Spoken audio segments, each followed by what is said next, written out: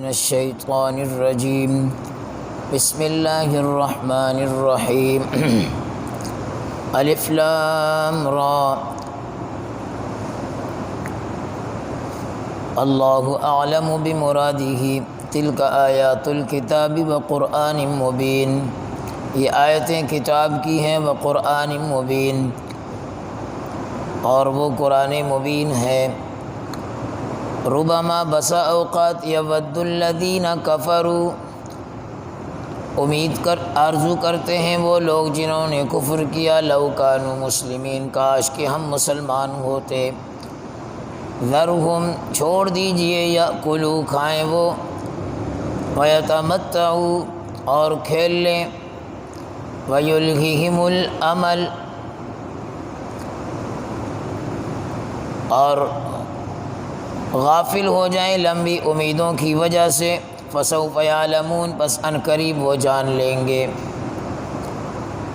وما اہلکنا، اور نہیں ہلاک کیا ہم نے، من قریۃ، ان بستیوں کو، الا ولہا کتاب معلوم، مگر وقت مقررہ پر، معلوم وقت پر۔ ما تسبق من امت اجلہا، نہیں سبقت کرتے کوئی فرقہ جماعت اجلہا، اجل میں، وما یستأخرون، اور نہ وہ پیچھے ہٹتے ہیں۔ سورۃ الحجر 99 آیات اور 6 رکوع پر مشتمل یہ سورت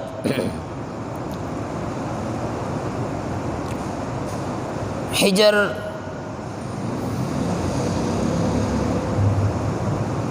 قوم سمود کی،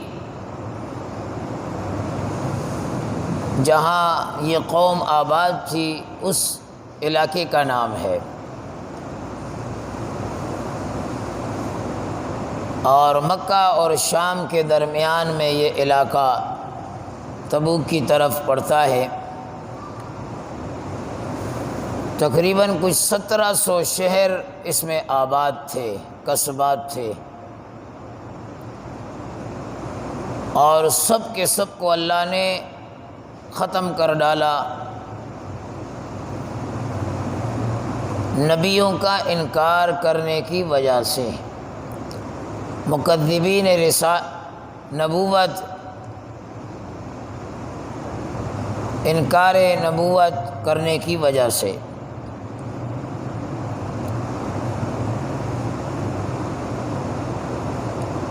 آیت پہلے شروع ہوئی الف لام را، اس سے پہلی سورت سورہ ابراہیم، وہ بھی الف لام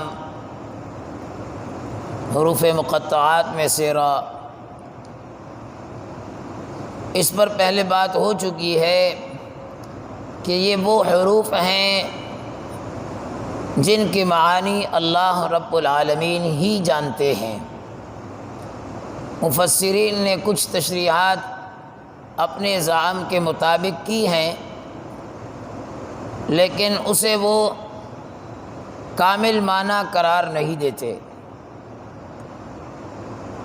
اس لیے پڑھتے وقت اکثر اپنے اساتذہ سے سنا الف لام را اللہ اعلم بمرادہ، کہ اس کی مراد اللہ پاک ہی جانتے ہیں۔ آگے فرمایا تلک آیات الکتاب وقرآن مبین، یہ آیتیں کتاب کی، وقرآن مبین، جو قرآن مبین ہے۔ اللہ رب العالمین نے اس کتاب کو کتاب کہا، قرآن مجید کو کتاب کہا، اور واقعتاً دنیا میں صرف یہ ایک ہی کتاب ہے جسے کتاب کہنے کا حق ہے،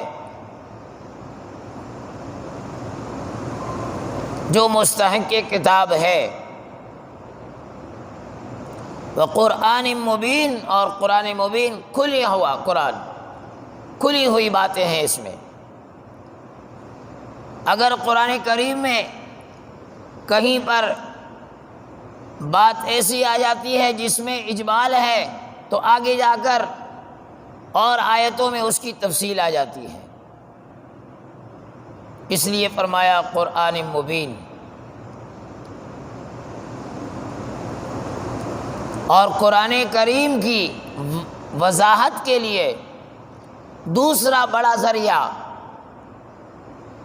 وہ امام الانبیاء خاتم الانبیاء جناب نبی کریم صلی اللہ علیہ وسلم کی لسان نبوت سے جو ارشادات ہوئے وہ ہے۔ ذکر کیا لِتُبَيِّنَ لِلنَّاسِ، اے پیغمبر کھول کر لوگوں کے سامنے رکھ دے۔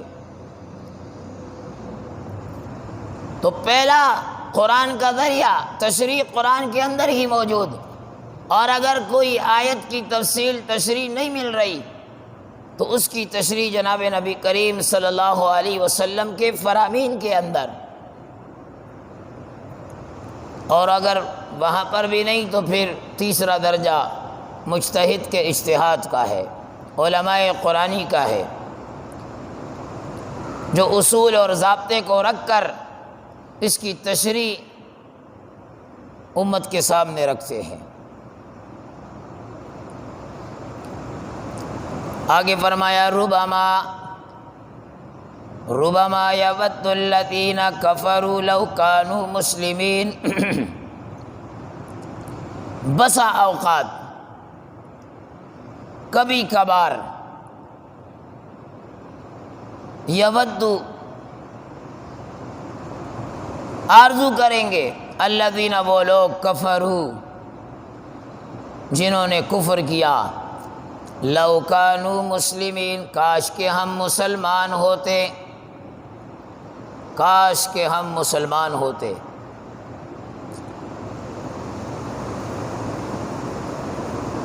تفاسیر میں آتا ہے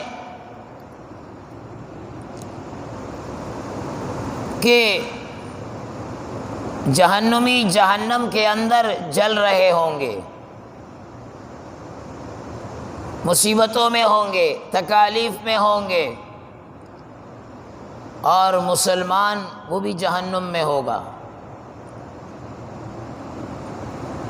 کافر دیکھیں گے کہ یہ مسلمان یہ بھی جہنم میں، تو پوچھیں گے ان سے بھئی کیا ہوا، تم کیوں جہنم میں آ گئے؟ تم تو کلمہ پڑھتے تھے، تم تو دعوی اسلام کرتے تھے، تم تو قرآن کے ماننے والے تھے، تم تو نبی کی رسالت پر ایمان لانے والے تھے، تم تو اللہ کی توحید کا گن گانے والے تھے، تمہیں کیا ہو گیا؟ تم بھی جہنم میں آ گئے، ہم بھی جہنم میں، ہم تو انکار کرتے تھے۔ مسلمان کہیں گے کہ ہمارے کچھ گناہوں کی وجہ سے ہمیں یہاں آنا پڑا، کچھ گناہ تھے جو ہم نے کر لیے غفلت کے اندر، نادانی سے، شیطان کے بہکاوے میں آ کر، تو ہم سے یہ گناہ ہو گئے، اس لیے ان گناہوں کی پاداش میں ہمیں یہاں جہنم آنا پڑا۔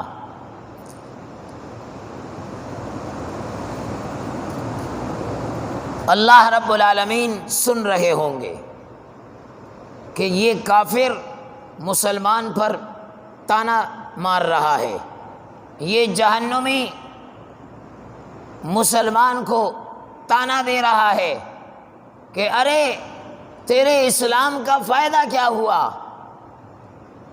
تو اللہ رب العالمین یہ بات برداشت نہیں کریں گے۔ اللہ اکبر کبیرہ۔ اور اللہ رب العالمین اعلان کر دیں گے کہ جو بھی کلمہ پڑھا ہوا مسلمان ہے، جس نے بھی کلمہ پڑھا ہے، اپنی دنیا کی زندگی میں گناہوں کی پاداش کی وجہ سے، گناہوں کے بوجھ کی وجہ سے، گناہوں کی سیاہی کی وجہ سے یہ جہنم میں آیا ہے، لیکن پڑھا کلمہ ہے اور موت اس کی کلمے پر آئی ہے، اسے جہنم سے نکالو اور جنت میں بھیج دو، جنت میں بھیج دو۔ میں یہ پڑھ رہا تھا تو میں حیران رہ گیا، میں نے کہا آپ اندازہ کریں کہ جہنم کے اندر میرے رب کے باغی، میرے رب کے نافرمان میرے رب کی حکموں سے تجاوز کرنے والے، حد سے آگے بڑھنے والے، جب انہیں جہنم میں کوئی کافر طعنہ دے میرے اللہ کو وہ برداشت نہیں۔ اور آج مسلمان اپنی مسلمانی پر شرم کرتا ہے، باہر کوئی پوچھ لے یو آر مسلم، انت مسلم، چپ ہو جاتے ہیں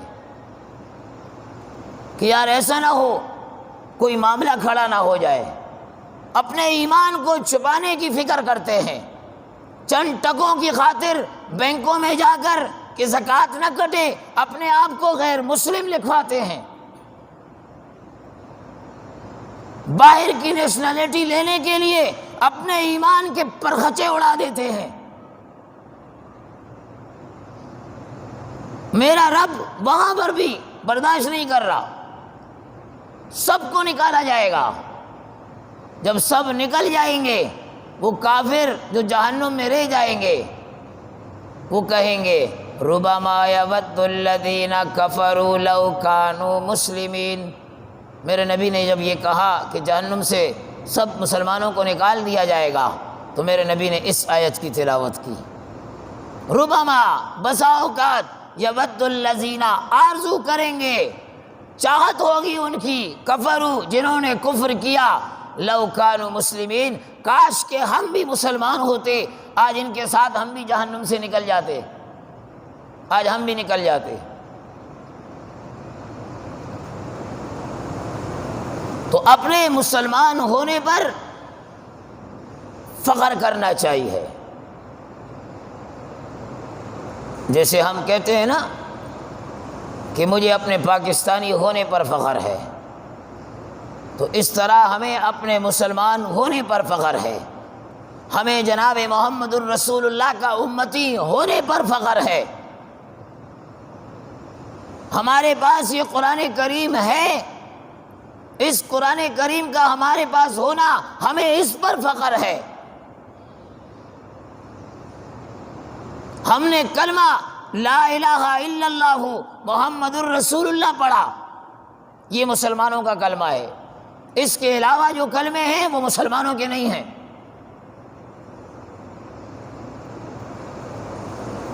اس کلمے پر ہونے پر، پڑھنے پر ہمیں فخر ہے۔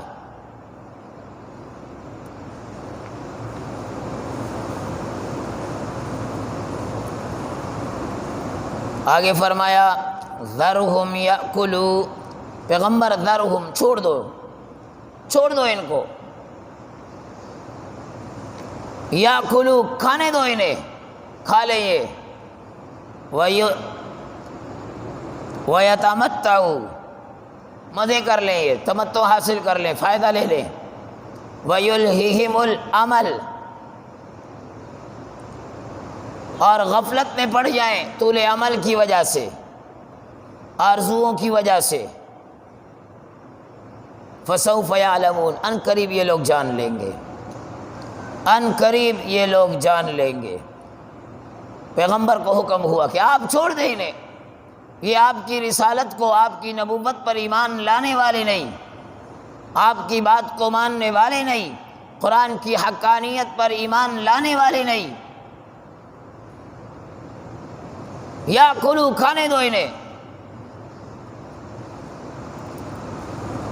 مسلمان کے کھانے میں اور کافر کے کھانے میں فرق ہے۔ مسلمان کھاتا ہے لیکن مسلمان کا یہ ایمان ہے کہ اس نے مرنا ہے، اس نے دنیا سے جانا ہے۔ وَيَتَمَتَّعُ، مسلمان فائدہ حاصل کرتا ہے لیکن اس کا ایمان ہے کہ اس نے مرنا ہے۔ وَيُلْهِهِمُ الْعَمَلُ، مسلمان بھی لمبی امیدیں رکھتا ہے، گھر بنانا ہے، بچوں کی شادی کرنی ہے، کاروبار کرنا ہے، لمبی امیدیں منصوبے بناتا ہے، لیکن اس کے دل میں اتنا ہے کہ موت آنی ہے، موت حق ہے۔ کافر کھاتا ہے تو اس لیے کہ اسے موت کا ڈر نہیں، موت کا ڈر نہیں، موت سے بے خوف ہے۔ وہ فائدے حاصل کرتا ہے اسے موت کی پرواہ نہیں، وہ لمبی امیدیں منصوبے بناتا ہے اسے موت کی پرواہ نہیں کہ بھئی مرنا بھی ہے۔ رب العالمین فرماتے ہیں فَسَوْفَ يَعْلَمُونَ، ان قریب جان لیں گے۔ یہ کھانے دو، انہیں مدے کرنے دو، لمبی امیدیں بنانے دو، لمبے منصوبے ان کو بنانے دو۔ میرے نبی صلی اللہ علیہ وسلم نے فرمایا بدبخت آدمی کی 4 علامات ہیں، جو بد نصیب آدمی ہے۔ پہلی علامت فرمایا آنکھوں کا خشک ہو جانا، اس میں آنسو نہ آنا، یہ بدبختی کی علامت ہے، یہ بدبختی کی علامت ہے کہ جو آنکھ کبھی اللہ کی نشانیوں کو دیکھ کر روئے نہ، جو آنکھ اللہ کی قدرت کے عجائبات کو دیکھ کر روئے نہ، جو آنکھ کسی کارستانی کو سن کر، کسی صحابی کے واقعے کو سن کر اس کی آنکھ نم نہ ہو، اور ایسے کئی لوگ ہیں۔ ایک بزرگ کا انتقال ہوا، میں نے جنازہ پڑھایا، جوانی اس کی جیسے بھی، بڑھاپے میں بہت نیک اور صالح۔ مجھ سے ایک دن کہنے لگا مولوی صاحب کچھ بھی کر لوں میری آنکھ میں آنسو نہیں آتا، آنکھ میں آنسو نہیں آتا، کچھ بھی کر لوں۔ اللہ تعالیٰ غری کی رحمت کرے، اب تو دنیا میں نہیں ہے وہ۔ ایسے ہیں لوگ جن کی آنکھیں خشک ہو گئی، دنیا کے لیے روئیں گے، مال کے لیے روئیں گے، جائیداد کے لیے روئیں گے، اقتدار کے لیے روئیں گے، لیکن کبھی اللہ کے خوف سے، کبھی اللہ کی محبت میں۔ حالانکہ میرے نبی صلی اللہ علیہ وسلم نے فرمایا کہ جہنم کی آگ جو 1000 سال تک جلتی رہی، سفید ہو گئی، پھر 1000 سال تک جلتی رہی، سرخ ہو گئی، پھر 1000 سال تک جلتی رہی، اب سیاہ ہو گئی، بالکل کالی۔ اس آگ کے اوپر دنیا کے 7 سمندروں کو انڈیل دیا جائے، اوپر سے انڈیل دیا جائے، تب بھی وہ آگ نہیں بجھے گی۔ لیکن میرے نبی نے فرمایا میرے امتی کی آنکھ سے ایک آنسو کا قطرہ نکلے، اللہ اس آگ کو بجھا دے گا، اس آگ کو بجھا دے گا، ایک قطرہ، ایک قطرہ۔ بدبختی کی علامات۔ دوسرا فرمایا، دوسری علامت دل کا سخت ہو جانا، دل کا سخت ہو جانا۔ بعض لوگ اس پر فخر کرتے ہیں، دل کا میں بڑا سخت آدمی ہوں، دل کا سخت آدمی ہوں۔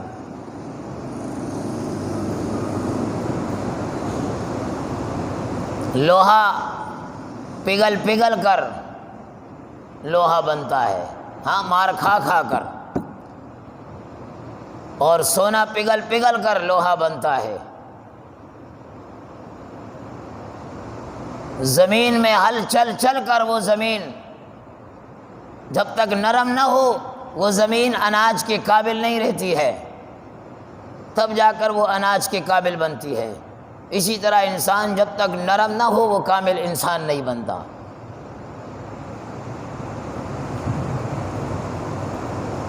تو دل کو نرم کرنا۔ اور تیسری بدبختی کی علامت فرمایا وہ طول عمل ہے، وَيُلْهِهِمُ الْعَمَلُ، لمبی امیدیں۔ آج جس سے پوچھو سب کی لمبی امیدیں ہیں، یہ کرنا ہے، یہ 4 منزلہ مکان بنانا ہے، فلاں کرنا ہے، یہ کرنا ہے، وہ کرنا ہے، وہ کرنا ہے، اور اس کے منہ میں موت کی تو بات ہی نہیں ہے۔ کوئی کرے بھی تو بولے چپ کر، موت کو کہاں ذکر کر دیا؟ کیونکہ موت سے ہم اتنے خوف زدہ ہیں،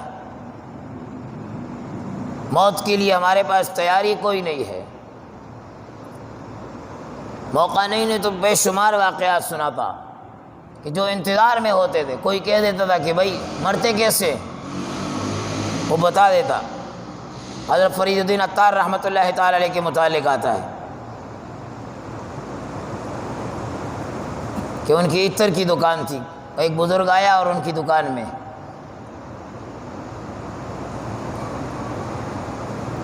عطر کیسے نکلتا ہے ایسے، فرمایا روح کیسے نکلتی ہے؟ تو فرید الدین عطار نے پوچھا بزرگوں آپ بتاؤ نا کیسے نکلتی ہے؟ اس نے کہا میں بتاؤں۔ وہ دکان میں لیٹا اور یوں لیٹ گیا اور روح نکل گئی۔ فرید الدین عطار رحمۃ اللہ علیہ سب کاروبار کو چھوڑا۔ ایسے لوگ دنیا میں گزرے ہیں۔ آج تو روح نکلتی نہیں ہے، لوگ خدا کی قسم آ کر کہتے ہیں مولوی صاحب دعا کرو اس باپ کی روح نکلے، یہ تڑپ رہا ہے۔ کئی لوگوں نے، ایک شخص آیا اور کہا میری والدہ حیدرآباد میں ایک اسپتال میں 1 مہینے سے کوما میں ہے، دعا کرو مرے وہ جائے جان چھوٹے۔ تکلیف برداشت نہیں ہوتی، ڈاکٹروں سے کہا جاتا ہے اسے نیند کا انجیکشن لگاؤ، بے ہوشی کا انجیکشن لگاؤ۔ الامان والحفیظ۔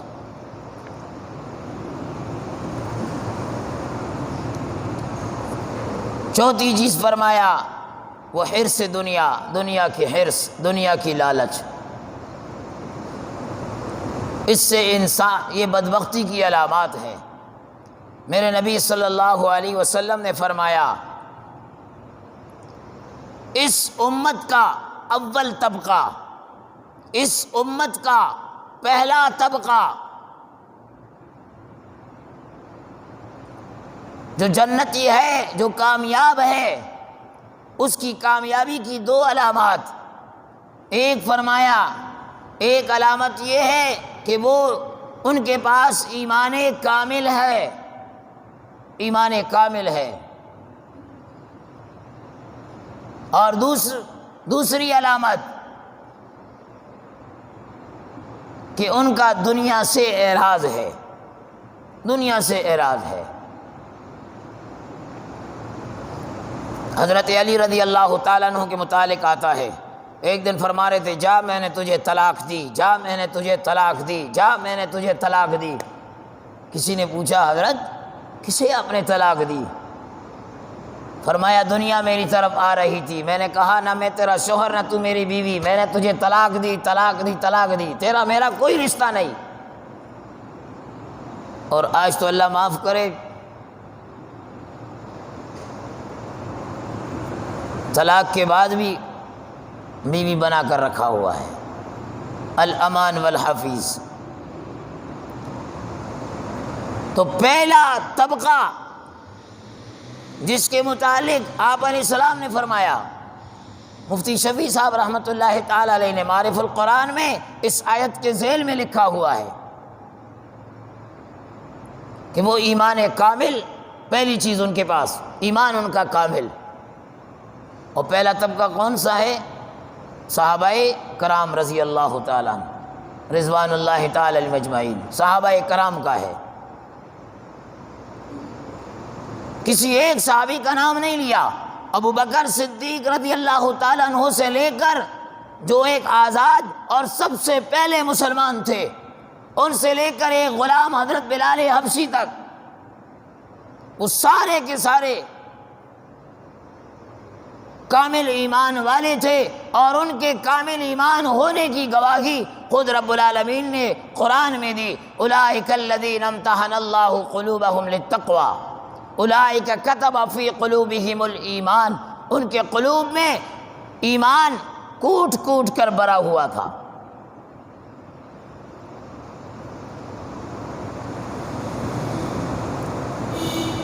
اور اس امت کا آخری طبقہ، اس کی ہلاکت کی بھی 2 علامتیں نبی علیہ السلام بتا کر چلے گئے۔ آخری طبقہ جو ہلاک ہوگا، ہلاک ہونے کی وجہ نمبر 1 فرمایا بخل، کنجوسی، بخیل آدمی۔ اللہ اکبر کبیرہ۔ آج دیکھیں دنیا کے معاملات میں، دنیاوی جگہوں پر کتنا انسان خرچ کرتا ہے، بے دریغ بے دھڑک خرچ کرتا ہے۔ اور کوئی نیک معاملہ آ جائے، رفاہی کام آ جائے، جو اس کے قبر حشر میں کام آنے والا ہے، ایسا کام آ جائے تو وہاں پر سوچ کر، دیکھ کر، جیب میں ہاتھ ڈال کر 20 دفعہ دیکھے گا کہ یار 100 کا نوٹ تو نہیں نکل آیا۔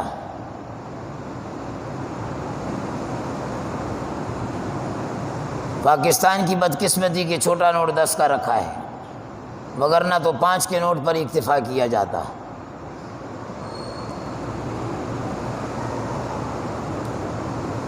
اور دوسری علامت فرمایا طول عمل۔ اس امت کے آخری طبقے کی جو ہلاکت کی علامت ہے وہ لمبی امیدیں ہیں، لمبی امیدیں۔ آج ہم میں سے ہر ایک دیکھے اپنے آپ کو، اپنے گریبان میں ہماری کتنی لمبی لمبی امیدیں ہوتی ہیں۔ پوری کامل ذات ایک اللہ کی ہے، سب کچھ دنیا میں پورا ہو جائے، بھئی اللہ نے آخرت میں بے شمار نعمتیں رکھی ہوئی ہیں۔ فرمایا وما اہلکنا من قریۃ، اور نہیں ہلاک کیا ہم نے کسی جماعت فرقے کو الا ولہا کتاب معلوم، مگر اس کے لیے وقت جو ہے وہ لکھا ہوا، اس کے لیے وقت وہ متعین تھا، متعین وقت پر ہی اللہ رب العالمین گرفت فرماتے ہیں۔ ما تسبق من امت اجلہا وما یستأخرون، جتنی بھی بستیاں ہلاک ہوئی وہ اپنے وقت مقررہ پر، اور کوئی سبقت نہیں کی کسی جماعت نے، کسی جماعت کی اجل میں سبقت نہیں ہوئی، جو وقت تھا اسی وقت پر، وما یستأخرون، اور نہ تاخیر کی گئی۔ اللہ نے جو وقت لکھا تھا اسی وقت پر اللہ نے ان کو ہلاک کیا، ان کو تباہ کیا۔ آگے انشاءاللہ الرحمن ہفتے کو پڑھیں گے۔ اللہ سے دعا ہے اللہ رب العالمین ہم سب کو صحیح معنوں میں سمجھ عطا فرمائے۔